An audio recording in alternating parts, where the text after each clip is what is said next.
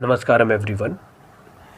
ये वीडियो उन सारे लोगों के लिए ज़रूरी है जो लोग इंडियन कल्चर के बारे में कुछ भी नहीं जानते, और ये उन सब लोगों के लिए ज़रूरी है जो इंडिया में पैदा हो रहे हैं और जो इंडियन कल्चर या फिर जिसे हम सनातन धर्म कहते हैं उससे जुड़े हुए लोग हैं। और ये ज़रूरी इसलिए है क्योंकि हमें अपने कल्चर के बारे में कुछ भी नहीं मालूम है, और ये हमें मालूम होना चाहिए क्योंकि हमारा कल्चर कितना रिच था और उसको इतने समय हमारे देश में जो इन्वेजन हुए हैं उसके कारण हमें जो नुकसान पहुंचाया है, और उसकी वजह से हमारे कल्चर को तोड़ मरोड़ कर हमारे सामने लेकर आया गया है। जैसे बहुत सारी चीज़ों में कहा जाता है कि इंडियन कल्चर पैट्रियार्कल है। इसका मतलब ये है कि हमारे यहाँ महिलाओं को दबाया, महिलाओं का शोषण किया जाता है। ऐसी अनेकों चीज़ें हमारे कल्चर में तोड़ मरोड़ के हमारे सामने लेकर आई जाती हैं। उन सारी चीज़ों के ऊपर भी हम यहाँ पर इस वीडियो में बात करेंगे। मैं आपसे ये रिक्वेस्ट करता हूँ कि जितने भी स्टूडेंट्स तक ये वीडियोस पहुँचाई जा सके उतनी स्टूडेंट्स तक ये वीडियो पहुँचाए, क्योंकि स्टूडेंट्स को अवेयर करना बहुत ज़्यादा ज़रूरी है। वरना हम लोग एक गड्ढे की तरफ, एक बहुत बड़ी खाई की तरफ को मूव कर रहे हैं और एक दिन हम वहीं जाकर गिर जाएंगे। सो दोस्तों, अगर हम भारतीय कल्चर की बात करें या भारतीय संस्कृति की बात करें तो इसमें केवल एक ही चीज़ के लिए हमारा कल्चर काम करता है, जो है मुक्ति। आप इस चीज़ को देखना, केवल पूरे विश्व में एक ही कल्चर ऐसा है जहाँ पर मुक्ति की बात होती है, मोक्ष की बात होती है। पर ये मोक्ष और मुक्ति किस चीज़ से है? ये जीवन और मृत्यु के चक्र से है। जीवन और मृत्यु के चक्र से बाहर निकलना ही मुक्ति कहलाता है। तो जीवन और चक्र के बंधन से बाहर निकलना ही क्यों है? क्योंकि आप देखेंगे कि अगर आपका जीवन अच्छा चल रहा है, आपके जीवन में सुख है, तो आप सोचेंगे कि ये ऐसे ही चलता रहे। परंतु जिस दिन आपके जीवन में दुख आने लगेंगे, दुख की बाढ़ आएगी, उस दिन आपको लगेगा कि ये जीवन बहुत बेकार है। अगर आप किसी दिन बहुत ज़्यादा बीमार पड़े हो, आपको बुखार आया हुआ हो और बुखार 4-5 दिन तक उतर नहीं रहा है, तब आपको लगेगा कि यार ये शरीर क्या है, मैं क्यों फंसा हुआ हूँ इसके अंदर। तो इन्हीं चीज़ों से मुक्ति के लिए ही, इन्हीं चीज़ों से बाहर निकलने को ही मोक्ष कहा जाता है, मुक्ति कहा जाता है। जो जन्मा है उसकी मृत्यु अवश्य होनी है, तो जन्म और मृत्यु के चक्र को तोड़ के बाहर निकलना ही मुक्ति कहलाता है। अब किसी व्यक्ति को किस प्रकार से पता चला होगा कि वो जन्म और मृत्यु के चक्र में फंसा हुआ है? ये चीज़ हमारे साथ है, हमारे साथ है। अगर आप कभी आँख बंद करके ध्यान से बैठे, तो थोड़ी अवेयरनेस के साथ बैठेंगे, थोड़ा गहरा सोचने की कोशिश करेंगे, तो आप कहीं ना कहीं ये रियलाइज़ कर पाएंगे कि आप फंसे हुए हैं इसके अंदर। ये शरीर एक पहले छोटा बच्चा था और धीरे धीरे ये बड़ा होगा, इसकी युवावस्था है ये, फिर उसके बाद ये वृद्ध बनेगा और शरीर ख़त्म हो जाएगा। शरीर ख़त्म हो रहा है पर आप ख़त्म नहीं हो रहे हो। शरीर के अंदर होने वाली घटनाएं जो शरीर के अंदर हो रही हैं, उनका इफ़ेक्ट आपके ऊपर पड़ रहा है। आप उन सबको फील कर पा रहे हो, दुख भी हो चाहे सुख भी हो। ये सुख तो आदमी फिर भी बहुत अच्छे से सुख में रहता है, लेकिन जब दुख आते हैं तब उसे लगता है कि काश कभी कभी ऐसी सिचुएशन हमारे जीवन में आती हैं, हमें लगता है कि काश हम यहाँ ना होते, हम चले जाते, इस प्रकार से। तो इसी को हम मुक्ति कहते हैं कि आप जिन बंधनों में बंधे हुए हो उनसे ही बाहर निकलने को मुक्ति कहा जाता है। और सबसे बड़ी मुक्ति वही है, सबसे उच्चतम स्तर की मुक्ति वही है जब आपका जन्म ही ना हो। अगर आपका जन्म नहीं होगा तो आपकी मृत्यु हो ही नहीं सकती।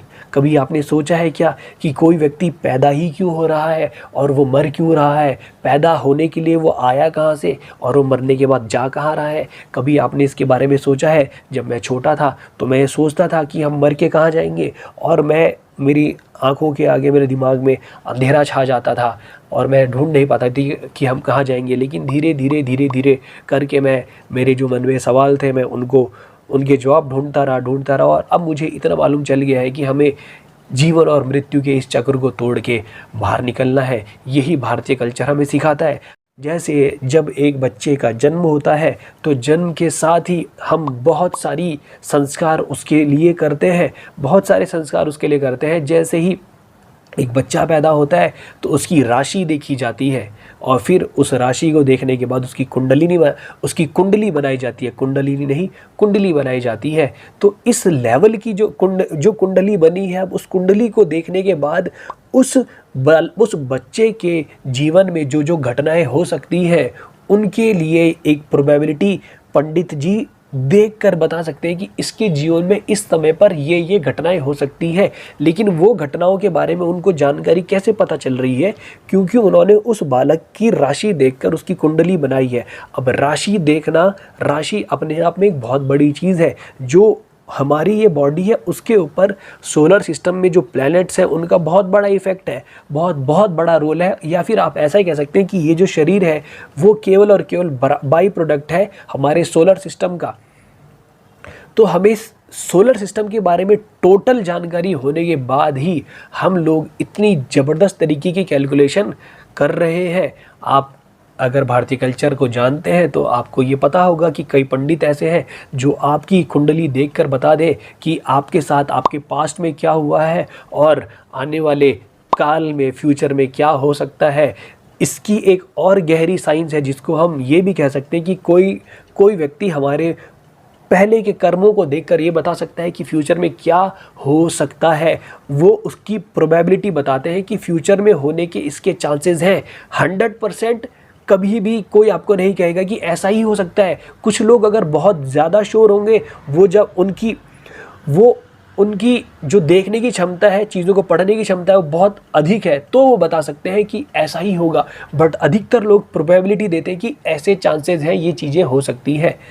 तो इतना ज़बरदस्त लेवल की जो मैथमेटिक्स है या लोगों के पास एक नॉलेज रही है, उसी के हिसाब से हम लोगों को बता पा रहे हैं। फिर एक बच्चे का जब जन्म होता है, फिर उसकी कुंडली बन रही है, उसके बाद नामकरण हो रहा है। हमारे इस शरीर को चलाने के लिए ऊर्जा की आवश्यकता है। और ऊर्जा की अगर हम बात करें, अगर हमको साउंड भी अटर कर रहे हैं तो इससे भी ये ऊर्जा का ही एक रूप है। जब साउंड हमारी बॉडी से निकलता है तो ये वाइब्रेशन क्रिएट करता हुआ जाता है। तो अलग अलग प्रकार की वाइब्रेशन का इफ़ेक्ट हमारे शरीर के ऊपर अलग अलग होता है।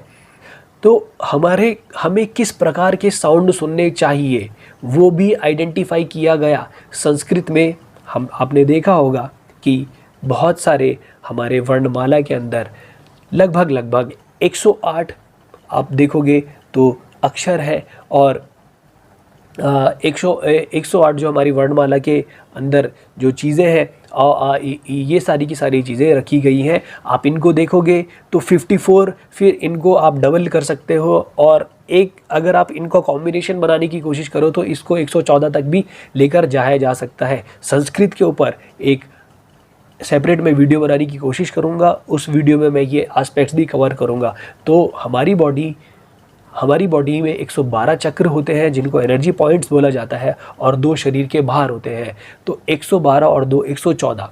तो 112 में से जो 108 चक्र हैं उन पे डायरेक्टली काम किया जा सकता है, और जो 4 चक्र हैं उन पे काम नहीं किया जा सकता। अगर आप 108 पे काम करोगे तो बाकी 4 पे काम हो जाएगा। अगर उन बाकी 4 पे काम हुआ तो जो हमारी बॉडी के बाहर है उनके ऊपर भी अपने आप काम हो जाता है, उनका एक्टिवेशन भी अपने आप हो सकता है। तो हम इंडियन कल्चर में ये देख रहे हैं कि हमारी बॉडी जिन जिन चीज़ों से बनी है वो सारी की सारी चीज़ें हम यूज़ करना चाहते हैं अपने ग्रोथ के लिए, ताकि हम इसकी एनर्जी के हाईएस्ट फॉर्म तक लेकर जा सके। और अल्टीमेटली एनर्जी ने एक फॉर्म लिया है। हमारी बॉडी अभी एक फॉर्म है, लेकिन हम बाद में लास्ट में जब हम इस बॉडी को छोड़ कर जाएं तो हम इस बॉडी के अंदर जो एनर्जी है उसको फॉर्मलेस बनाना चाहते हैं। अभी इसने फॉर्म ली है, जब एनर्जी की इंटेंसिटी बहुत ज़्यादा हो जाती है तो वो फॉर्मलेस हो जाती है, किसी फॉर्म में नहीं रहती। तो ऐसे ही बहुत सारे टूल्स का यूज़ किया जाता है। अब हमारा शरीर 5 तत्वों से बना है, धरती, जल, अग्नि, वायु और आकाश। तो ये 5 तत्व जो है आप इनको देख भी सकते हैं। आप धरती, आप खाना खाते हो वो कहाँ से आता है? ज़मीन से आता है। अब कुछ लोग ये कहेंगे कि हम तो मीट और मांस खाते हैं। भाई जो मीट और मांस बन रहा है वो किसी जानवर का है। वो जानवर या तो सी में रहता होगा, या धरती पे रहता होगा, या आकाश में रहता होगा, लेकिन वो उन्हीं चीज़ों को खाता है, या तो जो ज़मीन से आएगी या पानी से आएगी, चाहे हवा में भी रहने वाला कोई प्राणी है। तो धरती का कंटेंट आपके अंदर कहीं ना कहीं है। जल, पानी तो आप पीते ही होंगे। अगर आपका शरीर पानी से ना बना होता तो आपको पानी पीने की आवश्यकता ना पड़ती। धरती, जल, अग्नि मतलब फायर। आप आपकी बॉडी में टेम्परेचर है। टेम्परेचर किस वजह से आ रहा है, इस चीज़ को देखें। केवल और केवल फायर का जो एलिमेंट है उसकी वजह से ही टेम्परेचर है। क्या किसी और एलिमेंट की वजह से टेम्परेचर हो सकता है क्या? अगर आपको ठंड लगती है तो आप किसके पास जाते हो? फायर, अग्नि के पास आप जाते हो। धरती, जल, अग्नि, वायु, एयर, तो आप ब्रीथ ही कर रहे हो। बिना एयर के आप जिंदा नहीं रह सकते। और आकाश, आकाश ने हमारा जो पूरा सोलर सिस्टम है उसको होल्ड करके रखा हुआ है। और अगर आप अपनी बॉडी में देखेंगे तो जो, अगर ये बताया जाता है कि अगर आप एक एटम को देखने जाएं तो उसका 99 अप्रॉक्सीमेटली 99% जो हिस्सा है वो खाली है, वो एम्प्टी स्पेस है। एम्प्टी स्पेस ने ही चीज़ों को एक साथ बाइंड करके रखा हुआ है। तो space is called as the highest intelligence. तो हम इन पंच तत्वों का यूज़ करके अपने आप को अपने हाईएस्ट लेवल पर लेकर जाना चाहते हैं। तो ये पंच महाभूत है। इन पंच महाभूतों में जिस प्रकार की इन्फॉर्मेशन स्टोर्ड होगी उसी प्रकार से हम बिहेव करेंगे। तो हम इसके लिए भूत शुद्धि करते हैं। भूतों की, इन पंच महाभूतों की शुद्धि अगर होगी तो हम अनेकों बीमारियों से दूर रहेंगे। और आखिरी में हो सकता है कि हम अपने ही इच्छा अनुसार इन पंच महाभूतों को त्याग कर इससे बाहर निकल सकते हैं।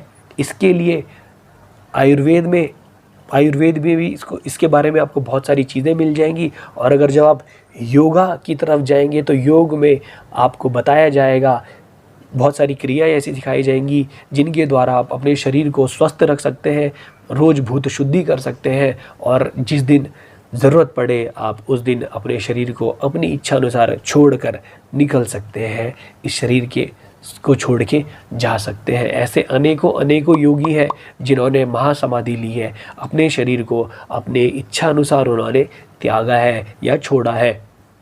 और इन्हीं चीज़ों, भूत शुद्धि की अगर मैं बात करूं, या फिर अपने शरीर में ऊर्जा को बढ़ाने के लिए या फिर एक पर्टिकुलर तरीके की एनर्जी को एब्जॉर्ब करने के लिए हम लोगों ने तरह तरह के मंदिर बनाए। जैसे माँ दुर्गा के आप देखोगे शक्तिपीठ है कई सारे, 108। वो क्या रिप्रेजेंट कर रहा है? 108 चक्र है। उन 108 चक्रों में जो एनर्जीज़ हैं उन्हीं को स्थापित किया गया है। और हम हर मंदिर में जाकर अपनी एनर्जीज़ को बैलेंस करना चाहते हैं।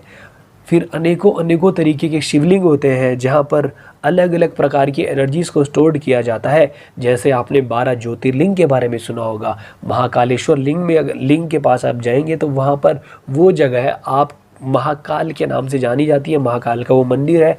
वहाँ पर आपके जो भी बंधन है वो, वहाँ की ऊर्जाएं उन बंधनों को चुटकियों में ख़त्म कर सकती है। जो आपके अंदर पास्ट इम्प्रेशंस हैं वो उनको ख़त्म कर सकती हैं। तो इसीलिए इसी तरीके से अलग अलग प्रकार से मंदिरों का निर्माण किया गया। कोई अमीर बनना चाहता है, कोई पैसा कमाना चाहता है, कोई विद्या ग्रहण करना चाहता है, कोई ताकतवर बनना चाहता है। इस हर एक चीज़ के लिए अलग अलग प्रकार के मंदिर बनाए गए। और उन्हीं मंदिरों में फिर जो लोग पूजा कर सके, पूजा केवल और केवल मंदिर की ऊर्जाओं को मेंटेन करने के लिए होती है। और आप उन एनर्जीज़ के लिए किस तरीके से रिसेप्टिव हो सकते हैं, वो सारा का सारा प्रोसेस वहाँ पर पंडितों के द्वारा या जो भी पुजारी है वहाँ पर उनके द्वारा किया जाता है। इसके साथ साथ ऐसे बहुत सारे मंदिर हैं। जैसे अगर आप केदारनाथ की बात करेंगे तो केदारनाथ का जो मंदिर है वो हमारी मुक्ति के लिए बनाया गया। और पांडवों ने इसका निर्माण करवाया था क्योंकि वो महाभारत के युद्ध के बाद अपने जीवन की मुक्ति चाहते थे। और मुक्ति के लिए उन्होंने फिर अलग अलग मंदिरों का स्थापना करी और वहाँ जाके अलग अलग तरीके के रिचुअल्स करे और आखिर में वो अपनी मुक्ति के मार्ग को खोज पाए। सो ऐसे अनेकों मंदिर हैं। मंदिरों का कॉन्सेप्ट ही है कि मंदिर के ऊपर मैंने पूरी एक सीरीज़ बनाई हुई है, उसका लिंक मैं डिस्क्रिप्शन में दे दूँगा। आप मंदिर के बारे में वहाँ पर जानकारी प्राप्त कर सकते हैं। और भारत में जो बहुत पावरफुल मंदिर है उन मंदिरों के ऊपर भी मैं डिटेल्ड वीडियो सीरीज़ बनाने वाला हूँ। किस मंदिर में किस प्रकार से जाना चाहिए, हम लोगों को पता नहीं है कि मंदिर जाते ही क्यों है। मंदिर एक ऊर्जा स्थल है जहाँ पर एक ऊर्जावान मूर्ति या कुछ भी एक ऊर्जा को स्थापित किया गया है, वो ऊर्जा ग्रहण करने के लिए मंदिर जाते हैं। मंदिर किसी भगवान के के पूजा या दुआ मांगने की कोई जगह नहीं है। हम लोग मंदिर में जाते हैं और वहाँ जो ऊर्जाएं हैं उनको ग्रहण करके आते हैं। आपको कहा जाता है कि आप मंदिर में नहा कर जाएं। क्यों? क्योंकि जिस समय आप नहाते हैं तो आपके शरीर जो है प्योरीफाई होता है। आपकी बॉडी प्योरीफाई होगी तभी तो आप एनर्जीज़ को एब्जॉर्ब कर पाएंगे। अगर आपकी बॉडी में कुछ इंप्रेशंस होंगे, कुछ परतें होंगी, तो आप जो एनर्जीज़ है वहाँ पर उनको एब्जॉर्ब नहीं कर पाओगे। इसीलिए मंदिर में नहा के जाने के लिए बोला जाता है। फिर अगर आप यज्ञ हवन इनकी बात करेंगे तो यज्ञ या हवन अगर आपने कभी होते हुए देखा होगा या अगर आप कभी बैठे होंगे यज्ञ हवन में, तो आप देखना आपकी बॉडी अगर थोड़ी सी सेंसिटिव होगी तो आप यज्ञ के पास अगर बैठे होंगे तो आपको पता चलेगा कि यज्ञ से किस लेवल का प्यूरिफिकेशन होता है। केवल हमारी बॉडी में नहीं, पूरे वातावरण में। कई बार ऐसा हुआ है कि लोगों ने हवन किया और अगले ही दिन बारिश हुई है। अब आप ये कहोगे कि ये तो सब मिथ है, ऐसा नहीं हो सकता। तो कुछ साइंटिस्ट ने इस प्रकार के ही रिसर्च करी है और एक बहुत बड़ा हवन किया है। उसके बाद उन्होंने एक साइंटिफिक रिसर्च प्रूव करी। साइंटिफिक रिसर्च करने के बाद उन्होंने रिसर्च पेपर भी लिखे हैं। तो अब आप ये देखिए, अगर आप साइंटिस्ट के करे हुए रिसर्च को भी नहीं मानेंगे तो इसका मतलब ये है कि आप साफ साफ कह रहे हैं कि मैं कुछ भी मानने को तैयार नहीं हूँ। उस रिसर्च का डिटेल मैं डिस्क्रिप्शन में दे दूँगा। और वो जो यज्ञ उन्होंने किया था उसे अग्निहोत्र कहते हैं। अग्निहोत्र अलग अलग तरीके के यज्ञ किए जाते हैं। अगर आप घर के अंदर घुस रहे हैं तो गृह प्रवेश के लिए अलग तरीके का हवन किया जाएगा। हवन और यज्ञ ये अलग अलग चीज़ें होती हैं। यज्ञ कोई आपको बहुत बड़ी चीज़ करनी है तो आप शक्तियों का आवाहन करते हैं और वो शक्तियाँ फिर आपके लिए वो कार्य करती हैं जो कार्य आप करने में समर्थ नहीं थे। जिस प्रकार से आपने देखा होगा महाभारत में जो द्रौपदी के पिता होते हैं वो जब यज्ञ करवाते हैं तो उनको एक पुत्र और पुत्री की प्राप्ति होती। इस प्रकार से आपको अनेक प्रकार के यज्ञों के बारे में, राजसूय यज्ञ, ऐसे अनेक यज्ञ हुआ करते थे। और इसके अलावा आप कहेंगे कि और क्या इंडियन कल्चर में है। इंडियन कल्चर की आप अगर मैथमेटिक्स की बात कहें तो आर्यभट्ट, केवल आपने आर्यभट्ट का नाम सुना होगा, लेकिन ऐसे अनेकों गणितज्ञ हुए हैं। कहा जाता है कि आर्यभट्ट ने ज़ीरो दिया था। आर्यभट्ट तो अभी कुछ समय पहले ही हुए हैं, लेकिन ज़ीरो तो कई सदियों पुरानी हमारी सभ्यता है, कब से चला हुआ आ रहा है। शिव का नाम शून्य भी है। शिव का नाम है शून्य। और अगर आप इंडियन कल्चर में देखोगे तो शिव 75,000 साल पुराने हैं। 12,500 साल पुराना सिक्का मिला है अगर आप 75,000 तो मैं बोल ही नहीं रहा हूँ, आप 12,500 साल पुराना एक सिक्का मिला है जिस पर शिव जी एक बैल के साथ दिखे हैं। आपको साफ साफ उनको देख के पता चल जाएगा कि ये शिव जी ही है। तो उस समय पर शिव का नाम लोगों ने शून्य रखा हुआ है। शिव ही शून्य है और शाश्वत है। तो इसका मतलब क्या है? और अगर मैं देखूं, आप एक चीज़ को समझना कि हम लोग कभी अगर आरती करते हैं तो इस प्रकार से, आपने देखा होगा लोग इस प्रकार से कर रहे हैं। ये क्या है? ये ज़ीरो ही तो है। और कभी कभी आप देखोगे कुछ लोग आरती ऐसे करते हैं। ये इनफाइनाइट का सिंबल है।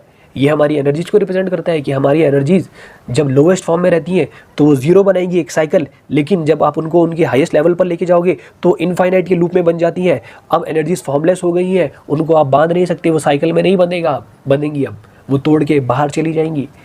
तो केवल इंडियन मैथमेटिक्स की बात करोगे तो अभी फ़िलहाल हम आर्यभट्ट की बात करते हैं। उन्होंने ब्लैक होल्स के बारे में भी थ्योरी दी थी, लेकिन ये बहुत कम लोगों को मालूम है। उसके अलावा वो बहुत सारे इंडिया में एस्ट्रोलॉजिस्ट भी हुए हैं। उन्होंने, अगर आप इंडियन एस्ट्रोलॉजी की बात करोगे तो आज भी हमारे यहाँ लोग पंचांग देख के बता देते हैं कि कब सूर्य ग्रहण या चंद्र ग्रहण होगा। एक 10 रुपये की पंचांग मिलती है, उसमें सब कुछ लिखा होता है।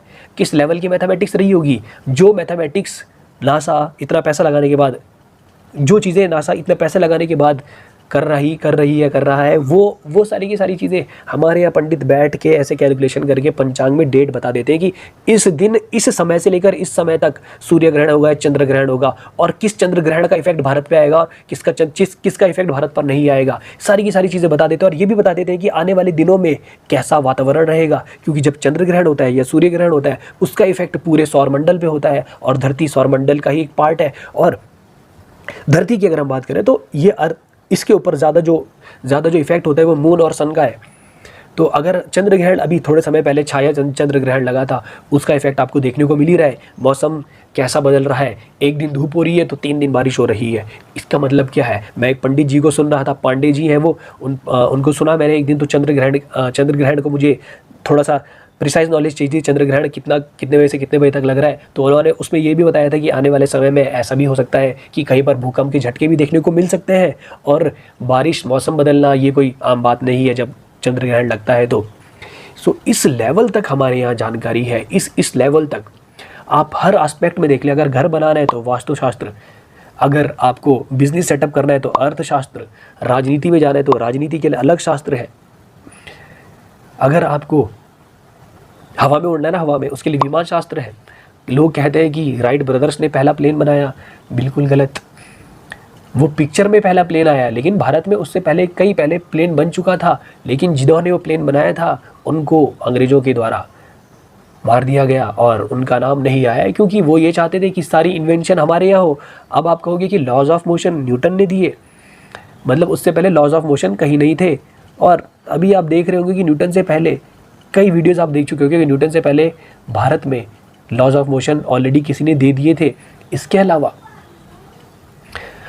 पाइथागोरस की बात होती है, Pythagoras theorem, Pythagoras theorem, Pythagoras theorem कहा जाता है कि पाइथागोरस ने दी थी, लेकिन उनसे पहले भारतवर्ष में लोगों ने, ऋषियों ने पाइथागोरस थ्योरम के बारे में भी बता दिया था कि पाइथागोरस ये कहती है कि अगर एक राइट ट्रायंगल है तो जो दोनों हाइपोटेन्यूज का स्क्वायर बाकी दोनों साइड्स के स्क्वायर के सम के बराबर होगा। अब श्री रामानुजन की अगर हम बात करें, श्री रामानुजन ने जो ब्लैक होल के लिए इक्वेशन दे दी थी, मैथमेटिकल इक्वेशन दे दी थी, वो लोग अभी भी सॉल्व कर रहे हैं। अगर हम प्लेन्स की बात करें तो इंडिया में मरकरी बेस्ड प्लेन होते थे, मरकरी फ्यूल होता था, मरकरी के फ्यूल को यूज़ करके लोग हवा में उड़ते थे। और अगर आप रावण की बात करें तो वो किस में जाते थे, उनका एक विमान था, पुष्पक विमान, वो उसमें ट्रैवल किया करते थे। रावण को मैं करते थे इज्जत दे रहा हूँ, अब इसमें मेरे को कुछ बुरा भला मत कहना, ओके। फिर वहाँ पर विमान उनके पास है, विमान शास्त्र नामक एक चीज़ है। अगस्त्य मुनि ने किस तरीके से आप बैटरीज बना सकते हो, सेल बना सकते हो, ये ऑलरेडी बताया हुआ है। इंडिया में इतने बड़े बड़े स्ट्रक्चर हुआ करते थे, बड़े बड़े मंदिर हैं। अगर आप पुराने मंदिर में जाओगे तो कहीं पर ये देखोगे साउंड पिलर्स हैं, 7 अलग अलग तरीके के साउंड्स आ रहे हैं, सारे गामा पादा निसा। ये जो सारे गामा पादा निसा 7 ही साउंड क्यों है? हमारे शरीर में कितने चक्र हैं? मेन चक्र 7 ही क्यों दिए गए? साउंड क्यों दिए गए? ये क्योंकि हमारी कहीं ना कहीं हमारे शरीर में जो चक्रास है उनको ही रिप्रेजेंट कर रहा है एक तरीके से। इस पर इंडियन क्लासिकल म्यूजिक या डांस जो है, भारतीय जो डांस है, इंडियन कल्चर में जो डांस, भरतनाट्यम जनरली जिसे बोलते हैं, क्लासिकल जो डांस है या क्लासिकल म्यूजिक है, ये केवल और केवल हमारी बॉडी को एनहेंस करने के लिए है। यूट्यूब पे बड़ी एक फेमस अभी डांसर है, उनका नाम मैं फिर भूल गया, राधिका या कुछ इस तरीके से है। उनकी वीडियोज़ अगर आप यूट्यूब पे देखेंगे तो बहुत हाई लेवल की क्लासिकल डांसर है, और उनका मैंने अद्वैत वेदांता या किसी एक टॉपिक के ऊपर मैं उनकी बातें सुन रहा था, आई वॉज लाइक कि ये स्पिरिचुअल बातें कर रही है, बिकॉज जो उन्होंने डांस में उन्होंने सीखा है, अपने बॉडी को उन्होंने यूज़ करना स्टार्ट किया, यूज़ करना सीखा है, उसके हिसाब से ही वो बता पा रही, वो रियलाइजेशन की तरफ जा रहे हैं। बड़े बड़े जो म्यूजिशियन हुआ करते थे, उनका लेवल आप देखेंगे वो अलग ही लेवल पर रहेंगे। उनके पास जब आप जाओगे तो एक अलग ही ऑरा होगा उनका, क्योंकि उन्होंने ज़िंदगी भर अपने ऊपर काम किया है, इसके अपने ऊपर काम किया है। बड़े बड़े आर्टिस्ट हुए, आप ऐसी ऐसी मूर्तियाँ देखोगे जो आज की डेट में लोग केवल किस पे बना रहे हैं? पेज पे बना रहे हैं। ऐसी मूर्तियाँ पत्थरों पे बन चुकी है, ऐसी आर्ट पत्थरों पे बनाई दी जा चुकी है। और अगर आप कैलाशा जो टेम्पल है वहाँ की बात करोगे तो वो एक बहुत बड़े पहाड़ को काट कर बनाया गया है, नीचे से ऊपर नहीं, ऊपर से नीचे की तरफ उन्होंने वो मंदिर बनाया है। तो कैसे कर पा रहे हैं ये लोग? इतनी सारी चीज़ें कैसे कर पा रहे हैं? हमें ये बताया जाता है कि जो आर्किटेक्चर है वो बाहर देश से हमारे यहाँ आया। ओ बेटे, कैसे? How is it possible? अगर आप बनारस की सिटी को देखेंगे तो बनारस की सिटी में आप गए, वहाँ मंदिर देखो, कितने प्रकार के मंदिर हैं। उन मंदिरों को देखने के बाद आपका यू विल बी लाइक कि यार ऐसे मंदिर हमारे यहाँ है। हमारी हिस्ट्री की किताबों में नहीं पढ़ाया गया। इसका मतलब ये थोड़ी है कि हमारे यहाँ मंदिर एग्जिस्ट नहीं करते थे, हमारे यहाँ योद्धा एग्जिस्ट नहीं करते थे। हम लोगों ने केवल महाराणा प्रताप के बारे में सुना है, और वो तो आज की डेट में पृथ्वीराज चौहान के बारे में सुना है। बस हमारी किताबों में इतना ही पढ़ाया गया, या फिर अगर किसी का नाम भी होगा तो बस एक छोटी सी जगह पर दिखाया गया कि ये भी ऐसे राजा हुए। और जिन्होंने हमारे घरों इन्वेजन किया उनको बड़ा बताया गया है। इंडिया में जितने राजे महाराजे हुए उनके बारे में आपको किसी के बारे में नहीं पता, उतनी उनकी ग्रेटनेस के बारे में नहीं पता। 4-5 गिने चुने जो राजा हुए उनके बारे में बताया मैं केवल। और किसी के बारे में नहीं पता। और कहा जाता है कि मार्शल आर्ट बाहर देश से भारत में आया है, ये भी गलत है। अगर आप ये देखेंगे कि जो बोधि धर्मा है वो ही भारत से चाइना में मार्शल आर्ट्स को लेकर गए, जिसे कलरीपयतु कहा जाता है, और कलरीपयतु को फिर अलग अलग फॉर्म्स में तोड़कर लोगों ने अपनी अपनी फॉर्म्स ऑफ मार्शल आर्ट्स बनाई। सो ये सारी की सारी चीज़ें इंडिया में ऑलरेडी है। अगर आप प्लास्टिक सर्जरी की बात करोगे तो महर्षि चर्कोलॉजी नाम का एक डिपार्टमेंट जर्मनी के किसी कॉलेज में है, मेडिकल कॉलेज में है। सुश्रुत संहिता, इस प्रकार से अनेकों भारत में जो बड़े बड़े ऋषि हुए उन्होंने चिकित्सा की पद्धति दी। महर्षि पतंजलि ने आयुर्वेद दिया, और आज की डेट में आप देख रहे हो कि पतंजलि किस स्तर तक बाबा रामदेव के द्वारा जो चलाई जा रही संस्था है और श्री बालकृष्ण के द्वारा वो किस लेवल तक जा रही है। दुनिया में अनेकों लोगों को उन्होंने आयुर्वेद की जो पद्धति है उसके द्वारा रोगों से मुक्त करवाया है। ऐसी अनेकों चीज़ें हैं जो भारत में हुआ करती थी, लेकिन हमें तो ये बताया गया कि भारत में जो महिलाएं बिंदी लगाती हैं ये क्या है, ये पैट्रियार्की है। मंगलसूत्र क्या रिप्रेजेंट कर रहा है कि पैट्रियार्की को रिप्रेजेंट कर रहा है। महिलाओं को हम लोग हमारे यहाँ पर दबाया जाता है, महिलाओं को ऊपर उठने का कोई अधिकार नहीं है, ये बताया जा रहा है। आपको ये नहीं पता कि सिंदूर क्यों लगा रही है, वो बिंदी क्यों लगा रही है, वो कानों में कुंडल क्यों पहन रही है, वो गले में मंगलसूत्र क्यों पहन रही है, नहीं पता। और केवल वो महिलाओं को देख रहे हैं और हम लोगों के दिमाग में ये बिठाया जा रहा है ज़बरदस्ती कि हम महिलाओं को दबा रहे हैं। सती प्रथा भारत में होती थी, बोला नो, हो ही नहीं सकता। वो स्वाभिमानी महिलाएं जिनके पतियों की डेथ हो गई, वो उनके स्टेट में, उनके राज्य में भारी आक्रमणकारी उनकी इज्जत पे हाथ न लगा सके, इसलिए वो जौहर करती थी, केवल और केवल इसलिए। वरना हमने रामायण महाभारत से लेकर पता नहीं कितनी चीज़ें देख ली, पर हमने कहीं पर भी ये सती प्रथा नामक चीज़ नहीं सुनी। हम अपनी हिस्ट्री की किताबों में सुनते थे, अरे ये तो सती प्रथा भारत में होती थी, हम लोग कितने गिरे हुए लोग हैं। अंग्रेज तो बड़े महान हुए, अंग्रेजों ने भारत में बड़े बड़े स्ट्रक्चर बनाए, वाह, बड़े बड़े स्ट्रक्चर अंग्रेजों ने बनाए। और अगर आप अंग्रेजों के म्यूजियम में जाके देखोगे तो भारत से चुराई हुई चीज़ें उनके म्यूजियम में रखी गई हैं। ये है अंग्रेजों का स्तर। हम लोग बल जानवरों, और हम लोगों को ट्रीट करना ही नहीं आता, अपने अराउंड जो लाइफ है उसे ट्रीट नहीं करना आता। हम लोग अंधविश्वासी हैं हम लोग। तो नासा में इतने सारे साइंटिस्ट जो बैठे हैं वो कौन से देश के हैं? 30-40% साइंटिस्ट जो है वो कौन से देश के हैं? इसरो अभी डेवलप हो रहा है ना, थोड़े समय के बाद आप देख लेना 10 साल के बाद टॉप पर होगा। और इसरो इतनी सस्ते स्पेस क्राफ्ट बना रहे हैं, इतने सस्ते सैटेलाइट बना रहे हैं जो किसी ने कभी सोचा नहीं था। कैसे? अगर इंडिया सही में इतना पिछड़ा था तो स्वामी विवेकानंद जैसे व्यक्ति यहाँ कैसे पैदा हो गए? श्री रामकृष्ण परमहंस, योगानंदा परमहंसा, कैसे हो गए ये लोग यहाँ पैदा? ये तो इतनी पतित जगह है। और हमारे यहाँ का कल्चर बेकार है, लेकिन बाहर का कल्चर बहुत अच्छा है। लेकिन बाहर के लोग अब इंडियन कल्चर अपना रहे हैं, कुछ तो कुछ होगा ना अच्छा जो बाहर के लोग यहाँ इंडिया के कल्चर को अपना रहे हैं। भगवद गीता लोग पढ़ रहे हैं, उनसे जीवन लोगों का बदल रहा है। मार्क जुकरबर्ग, स्टीव जॉब्स यहाँ आते हैं नीम करोली बाबा के पास, क्यों आए हैं वो? उनके पास कुछ तो मिल रहा होगा। सो दोस्तों, अपने कल्चर को जाने, एक एक चीज़ जो लिखी गई है किताबें। अब आपने मनुस्मृति के बारे में पढ़ा होगा, जो मनुस्मृति आपके पास आ रही है क्या वो सही मनुस्मृति आपके पास आ रही है? लोगों को बताया जाता है कि हमारे यहाँ चार कास्ट सिस्टम है। कास्ट नामक वर्ड जो है वो कहाँ से आया? अंग्रेजों के द्वारा दिया गया, ठीक है। 4 चीज़ें बोली जाती ना, ब्राह्मण, क्षत्रिय, वैश्य और शूद्र। इनका मतलब क्या है?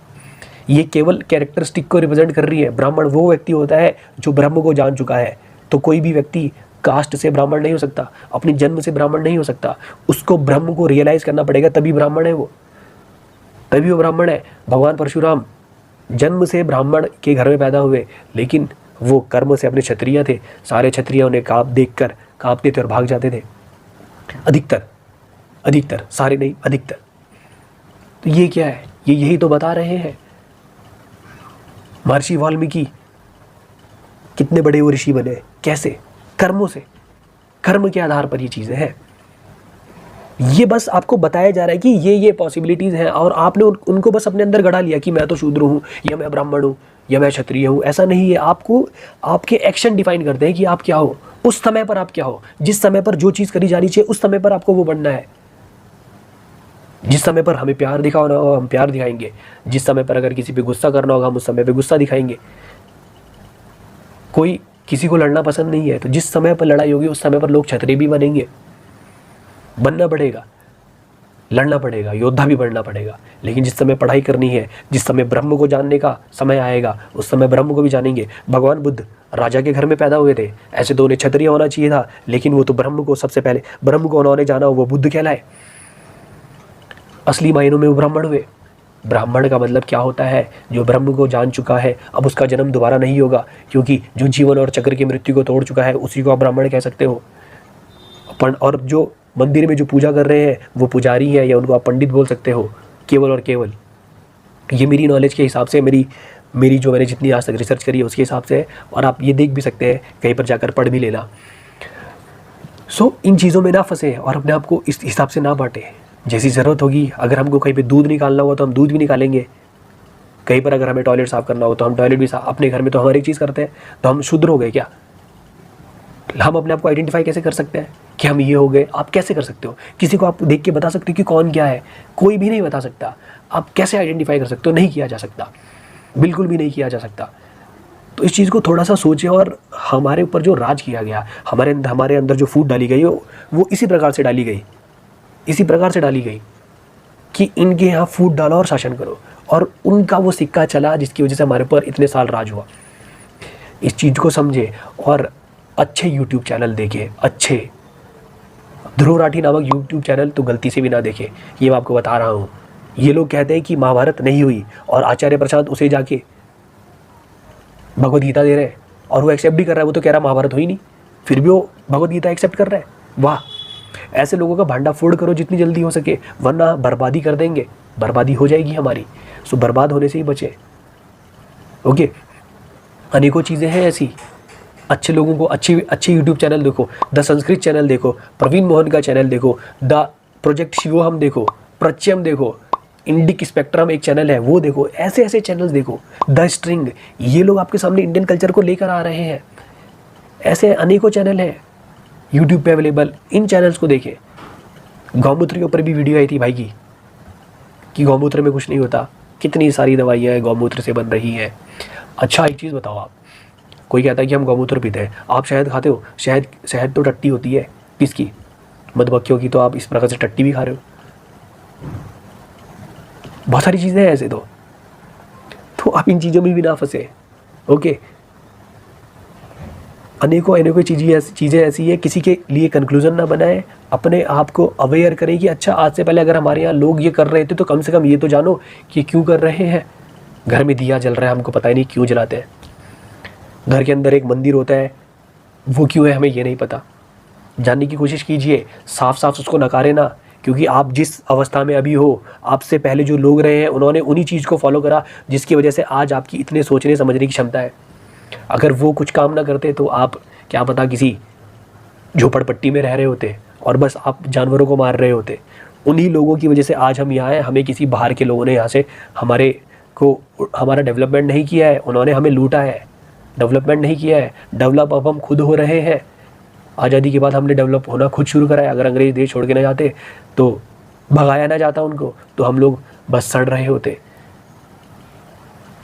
जिस समय महामारी फैली थी ना, तो चेचक के टीके भारत में ही लग रहे थे पहले, यहीं से चेचक का टीका लगना स्टार्ट हुआ। बहुत सारी चीज़ें ऐसी हैं जिनके बारे में मेरे राजीव दीक्षित का यूट्यूब चैनल देखना स्टार्ट कीजिए। खुर्शीद बाटली वाला एक यूट्यूब चैनल, इनको भी देखना स्टार्ट कीजिए। ऐसे यूट्यूब चैनल देखिए जिनसे अवेयरनेस आएगी, तब जाके आपको पता चलेगा कि आपका कल्चर कितना रिच था। छोटे बच्चों को जो स्कूल जा रहे हैं उन तक ये वीडियोस ज़रूर पहुंचाएं। आई वांट कि हर एक व्यक्ति इंडियन कल्चर को जाने और केवल अपना ही उद्धार ना करे, पूरे जगत का उद्धार करना ही एक सच्चे मनुष्य का कार्य है। मिलेंगे फिर दोस्तों अगली वीडियो में। अगर वीडियो में कोई बात अच्छी ना लगी हो तो उसके लिए मैं सबसे क्षमा चाहूँगा, परंतु मेरा उद्देश्य यही है कि हम लोग अवेयर हो, अपने कल्चर को जाने, अपने साथ साथ बाकी जो भी लोग हैं उनको अभी हम ऊपर उठाएं। मिलते हैं फिर अगली वीडियो में, तब तक के लिए नमस्कार।